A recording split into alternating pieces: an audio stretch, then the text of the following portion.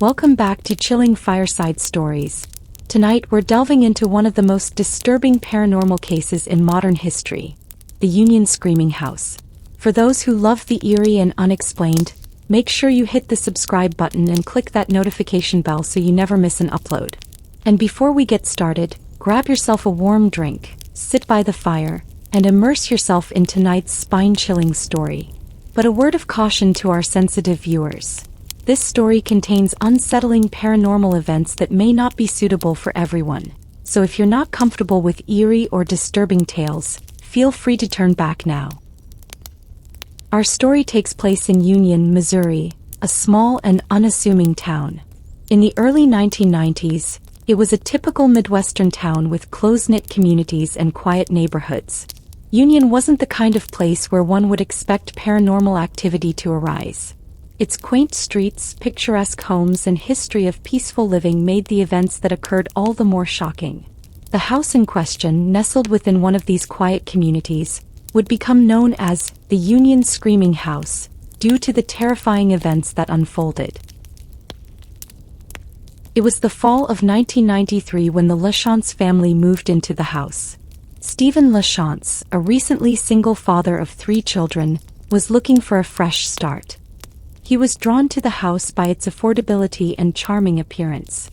It seemed like the perfect place to rebuild their lives after his separation. The home had been vacant for a while, but Stephen saw potential. Little did he know the family was stepping into one of the most haunted locations in the Midwest. From the very first night, the LaChance family began experiencing strange occurrences. It started with minor disturbances, footsteps in the hallway, doors opening on their own, and cold spots that would appear without explanation. At first, Stephen dismissed these events as typical settling noises of an old house, but his children were not as convinced. His youngest daughter complained of nightmares about shadowy figures and strange whispering coming from the walls. Things escalated when the family began hearing unearthly screams in the middle of the night. The sound was unlike anything they had ever heard before, a blood-curdling, agonizing scream that seemed to come from nowhere and everywhere at once. At first, Stephen thought it was a prank by local kids or perhaps an animal in distress, but the frequency and intensity of the screams increased, terrifying the family. Soon the haunting took a darker turn. Objects around the house began to move on their own. The family would hear things crashing in other rooms, only to find nothing had been touched.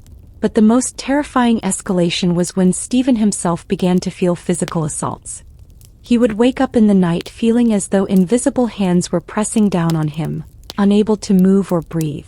His children reported similar experiences, feeling someone or something touching them in the dark. As the haunting grew more violent, shadowy figures started to appear more frequently. Stephen described them as tall, dark entities that would stand in doorways or corners of the room, watching the family but never coming fully into view. His children were so terrified by these apparitions that they refused to sleep in their own rooms, instead opting to sleep together in the living room. The figures seemed malevolent, and their presence filled the family with a sense of dread. Stephen's initial skepticism was replaced with full-blown terror. The family sought help from local clergy, hoping that a blessing or exorcism might rid them of the torment they were facing. But despite multiple attempts, the activity continued. It seemed as though whatever was haunting the house was not afraid of religious intervention. The family's mental and physical health began to deteriorate. Stephen's once happy children were now constantly on edge, suffering from insomnia and anxiety.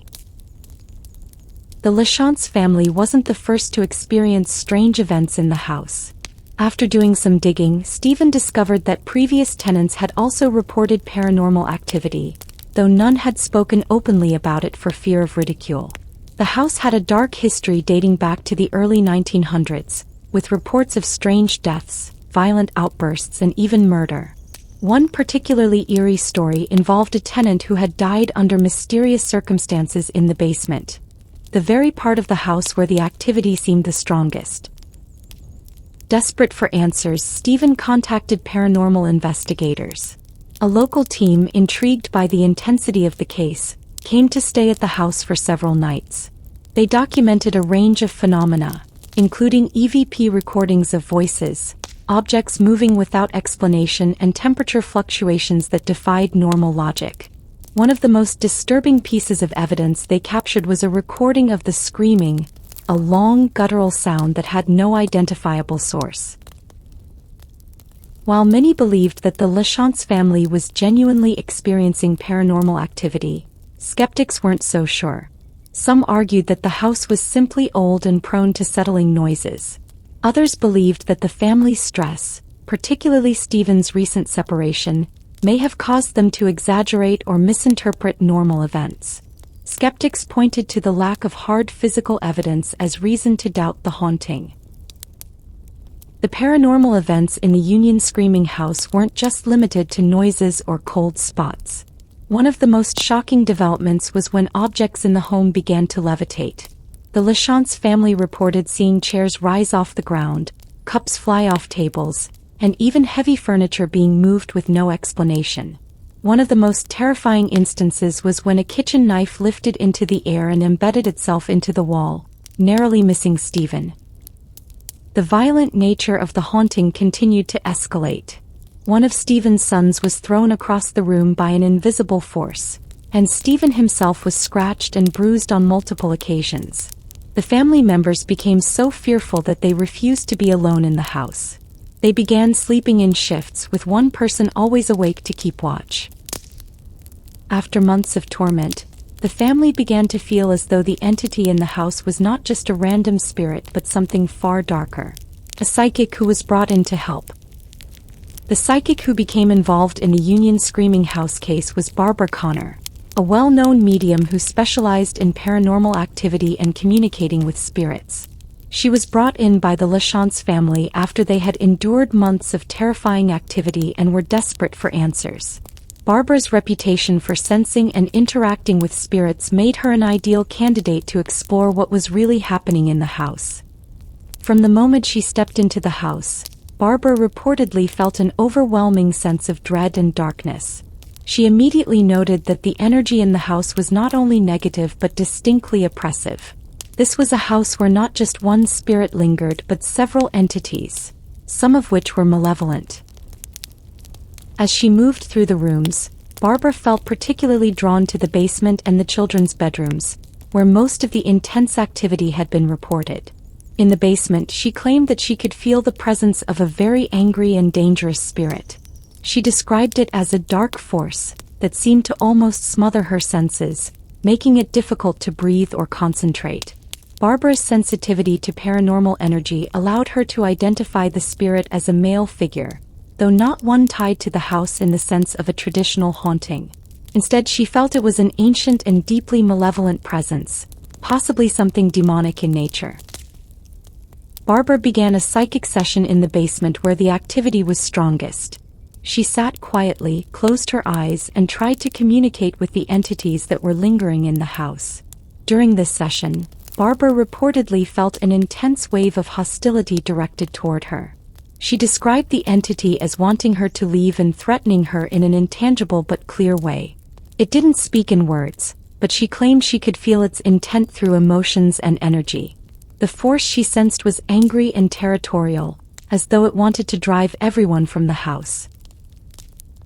As she continued the session, Barbara said that the entity made her feel incredibly cold. She described a sudden drop in temperature around her, and the energy shifted from anger to something even darker. A menacing sense that this spirit enjoyed terrifying the family and anyone who entered the house. When Barbara moved upstairs to the children's bedrooms, she reported feeling the presence of a different spirit. This one, she said, was a much more traditional ghost, perhaps the spirit of a child or someone who had lived in the house long ago. It wasn't as dangerous as what she had felt in the basement, but it was still deeply unsettling. Barbara explained that this entity seemed confused and possibly scared, as though it didn't fully understand why it was there or what had happened to it. In one of the children's rooms, Barbara said she heard faint whispers that no one else could hear. She believed these whispers were the spirit's attempt to communicate with her, though the message wasn't clear. It felt more like an emotional plea, an expression of sadness or loneliness. At the end of her visit, Barbara told the LaChance family that the house was definitely haunted, and that multiple entities were at work within it. However, she warned them that the spirit in the basement was not something to be taken lightly. In her professional opinion, this was a demonic presence, not a human spirit. She believed that it had been drawn to the house for reasons that weren't clear, possibly tied to the land or something that had happened long ago. Her recommendation to the family was to leave the house as soon as possible. She believed that the demonic presence was growing stronger and more dangerous, and that it would continue to feed on the fear and anxiety within the home. Barbara emphasized that this was not a spirit that could be easily removed through a simple blessing or cleansing. It required serious intervention, possibly even an exorcism, to rid the house of this dark force. Barbara Connor's involvement in the case added a new layer of understanding to the Union Screaming House, suggesting that the haunting was far more complex and sinister than a traditional ghost story. Her warnings about the demonic entity left the family and others involved in the case deeply unsettled. In interviews with former tenants, Stephen discovered that many of them had left the house under similarly disturbing circumstances. One family had experienced similar screams and shadow figures, while another had seen objects move on their own. Strangely, none of these families had ever gone public with their experiences, perhaps out of fear of being labeled crazy. Several paranormal investigators became involved in the Union Screaming House case, but perhaps the most notable was a team led by renowned paranormal researcher and demonologist, Ed Warren, and later, other independent investigators who were intrigued by the disturbing phenomena reported by the LaChance family. Each investigator brought unique methods to explore the house, but all walked away with eerily similar conclusions. The house was undeniably haunted by a malevolent force. Though Ed and Lorraine Warren themselves did not directly investigate the Union Screaming House, their methods and expertise influenced others in the field who did. Early investigators, some linked to Warren's school of thought, sought to determine whether the haunting was residual or intelligent, involving an entity that actively interacts with its surroundings. The investigators brought in standard paranormal investigation equipment, including EMF electromagnetic field meters, infrared cameras, and EVP electronic voice phenomena recorders. Early into the investigation, strange occurrences were already being noted. The EMF readings spiked abnormally in certain areas of the house, particularly in the basement and bedrooms, suggesting the presence of an energy force that couldn't be explained by normal electrical interference. EVP sessions yielded chilling results. During one particular session in the basement, investigators captured a voice whispering, "Get out," on their recorder, which was not heard in real time. The voice was low and guttural but clear. Upon playing it back, the investigators were stunned and deeply disturbed by the unmistakable words. Temperature drops were also reported during the investigation, specifically in areas where the LaChance family had noted feeling the most uncomfortable. The investigators described feeling cold drafts despite windows being closed and the heating in the house working perfectly. One investigator reported feeling a sharp pain in his side at one point, and after lifting his shirt, found deep scratches on his skin, scratches that hadn't been there earlier. No one could explain how they had gotten there, and this further intensified the team's belief that they were dealing with an aggressive and potentially dangerous entity. The investigators who entered the house walked away convinced that something sinister lingered there.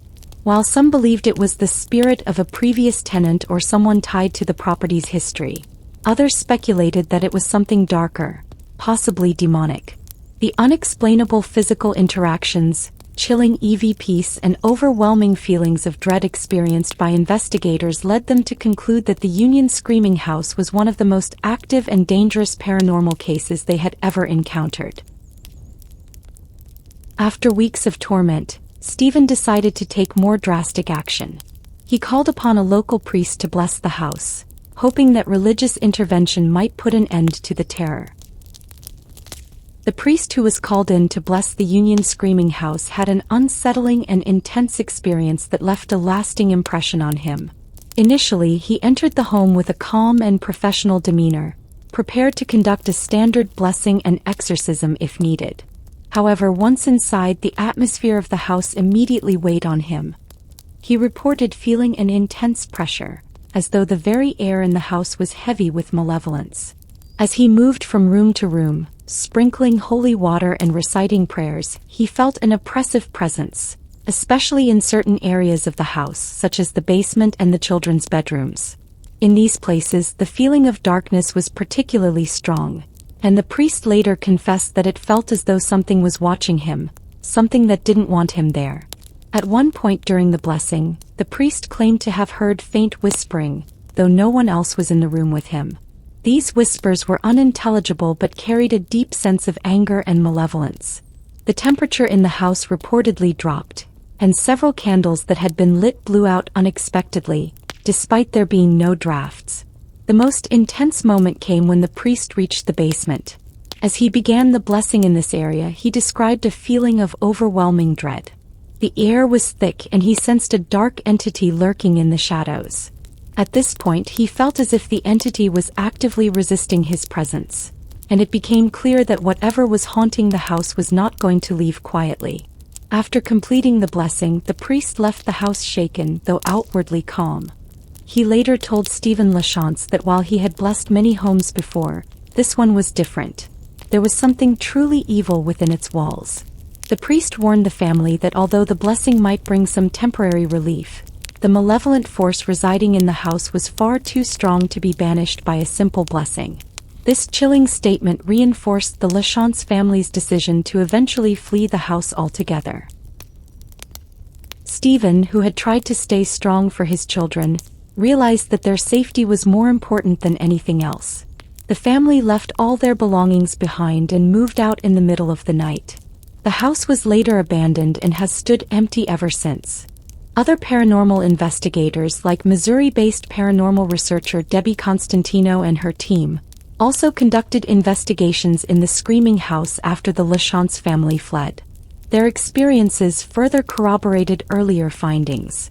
Debbie's team, like the others, used a combination of EVP sessions and night vision cameras to explore the house's unexplained phenomena. In their experience, the most intense activity happened after midnight. The investigators repeatedly heard loud banging sounds that seemed to come from the walls or floorboards, though a thorough check of the house revealed no structural issues that could explain the noises. One team member saw a shadow figure dart across the hallway and disappear into a room.